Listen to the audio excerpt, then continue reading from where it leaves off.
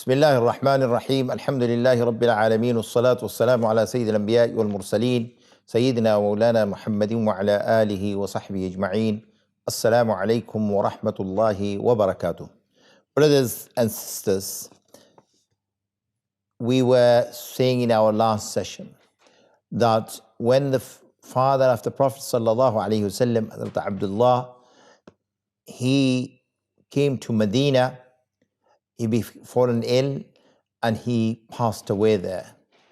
Now look at the qudra and the power and the hikmah and the wisdom from Allah subhanahu wa ta'ala azza wa jal, that this, whose father is this and who is coming, the child who's coming in this world or about to come to this world, he is Imamul Anbiya, Sayyidul Anbiya, and the prophet of all the prophets of Allah subhanahu wa ta'ala azza wa jal. And Allah is showing him mercy. Allah is making him the prophet of mercy, Nabiyur Rahmah. So Allah subhanahu wa ta'ala, subhanallah, before he's coming, taken his father away. Allahu Akbar.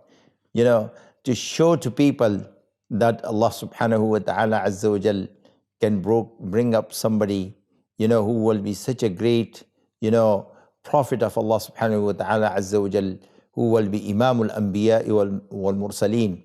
And Allah subhanahu wa ta'ala is going to take care of, him throughout this journey. Look at the example of Musa alayhi salam. Allah subhanahu wa ta'ala, saying in the Quran that we inspired to his mother to put him in the box and send him to the enemy, to the palace of the Pharaoh of Egypt, to show to the world that how we're going to, secure and bring up this prophet of Allah subhanahu wa ta'ala azza wa jal, who is going to actually take all those who are enslaved by him, take them to the freedom. So Allah subhanahu wa ta'ala do things in different ways. And our understanding as human being is very limited, because Allah is our creator and he knows what he's doing.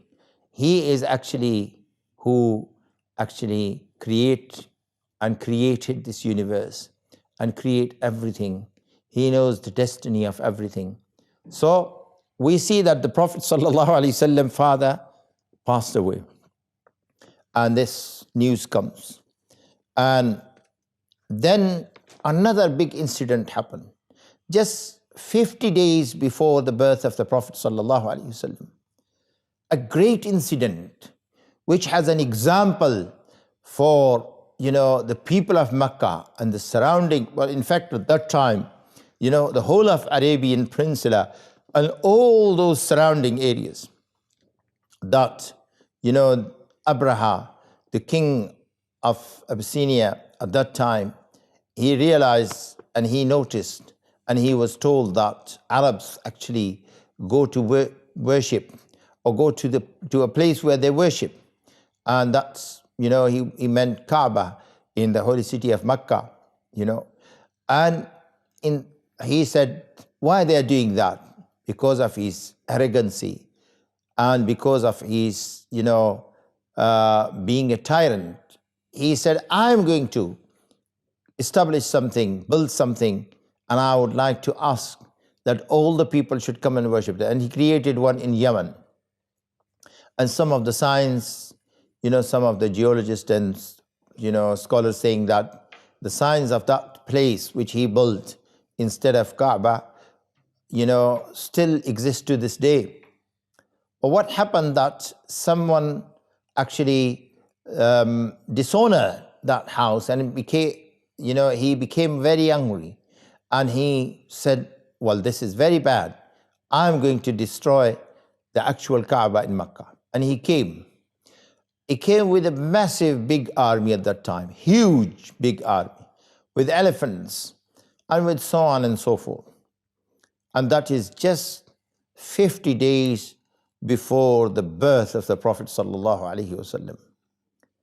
But Allah subhanahu, he didn't know this king didn't know that Allah subhanahu wa ta'ala azza wa jal's, last prophet, the prophet of mercy is coming.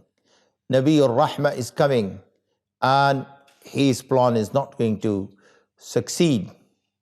So he came. And when he came, this is the grandfather of the Prophet sallallahu alaihi wasallam, Abdul Muttalib, who was a very, very, absolutely shining face with great personality, a person of holiness. And he went and he warned the king, and he warned the people of Mecca as well. But the king didn't listen to him and thought that he's powerful because he believed in the power, in materialism. So actually what he did is he insisted adamantly that he's going to march and destroy the Kaaba.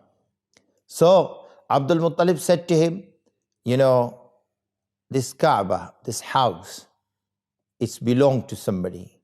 It has a Rabb which look after it, and he will actually protect it.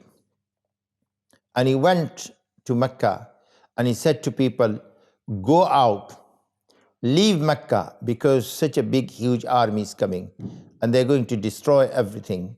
So you protect yourself.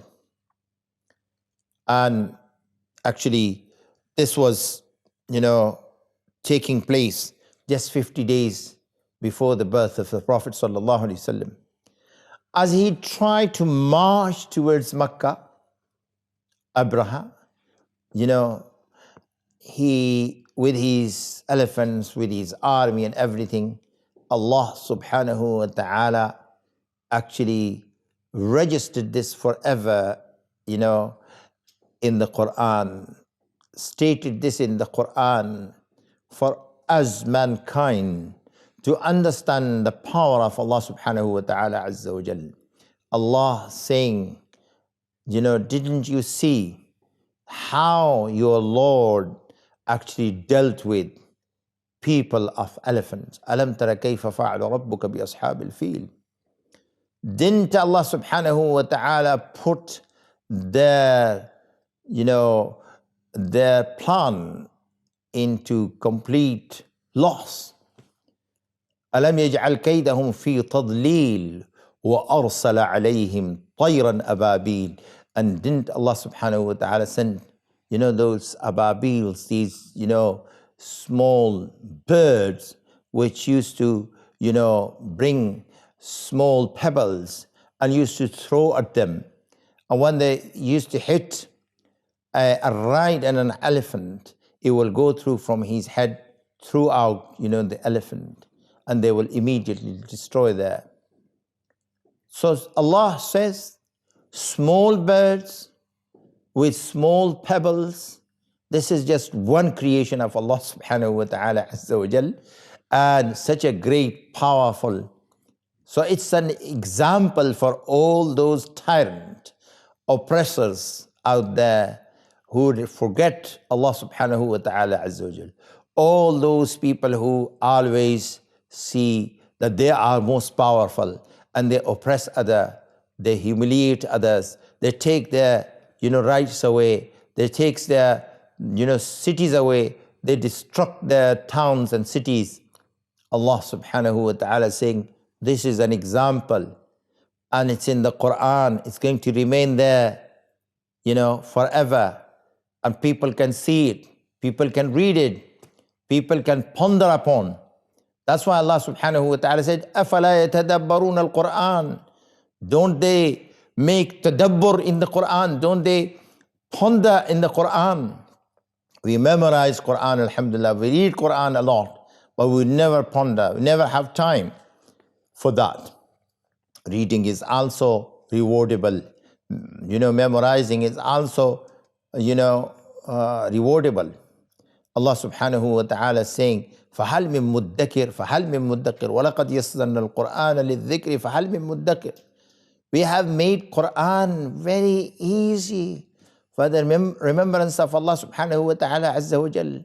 Is there anyone who can actually learn from this, can look into it, can give us thoughts or some thoughts to the book of Allah subhanahu wa ta'ala azza wa jal? So, he was coming and he was trying to attack. Allah subhanahu wa ta'ala destroyed him. And where he camped to this day, when we go from Mina to Arafat, to this, day, that place is marked that people should avoid, because the azab of Allah subhanahu wa ta'ala, the punishment of Allah subhanahu wa ta'ala actually was descended on that place, on those people. May Allah subhanahu wa ta'ala protect us all from the azab of Allah subhanahu wa ta'ala azza wa jal. My respected brothers and sisters, this was another big sign for people of Makkah that Allah has granted you protection.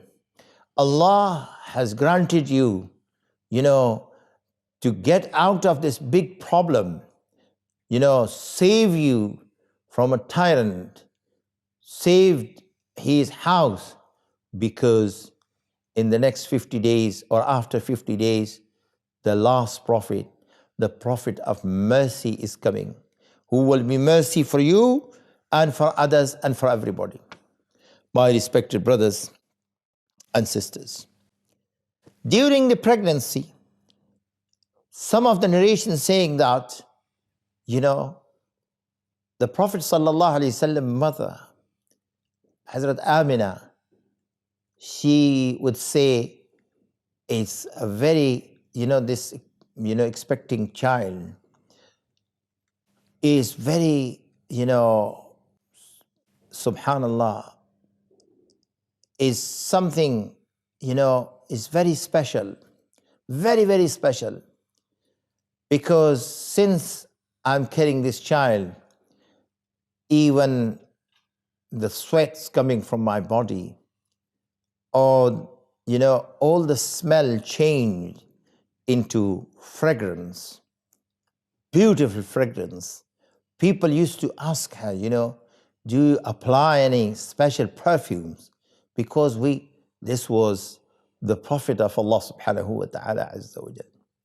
Allah create Anbiya alayhimus salawat wa taslim on the noble, souls of Jannah, as we learn from one of the hadiths of the Prophet sallallahu alaihi wasallam, that نحن معشر الأنبياء تنبت أجسادنا على أرواح الجنة, that we, the prophets of Allah subhanahu wa ta'ala azza wa jal, our bodies grow on the soul of Jannah. That's why each prophet of Allah, give Allah subhanahu wa ta'ala bless him with great strength and abilities. Allah subhanahu wa ta'ala let them and their soul and bodies, even they depart from this world, but their bodies and souls still have connection. As the Prophet sallallahu alaihi wasallam mentioned in one of the hadiths. So, it was actually 50 days after that, and it was the Fajr time. It was the 22nd of April. It was the year 570. That, whether it was the 9th of Rabi' al-Awwal or the 8th of Rabi' al-Awwal. Majority of scholars and ulama saying the 9th of Rabi' al-Awwal. But the very famous, or became famous in the public, is 12th of Rabi' al-Awwal. But the actual reality is that, because it was Monday, so most of the ulama saying it was the 9th of Rabi' al-Awwal, when, the Prophet sallallahu alaihi wasallam was born. In the month of Rabi' al-Awwal.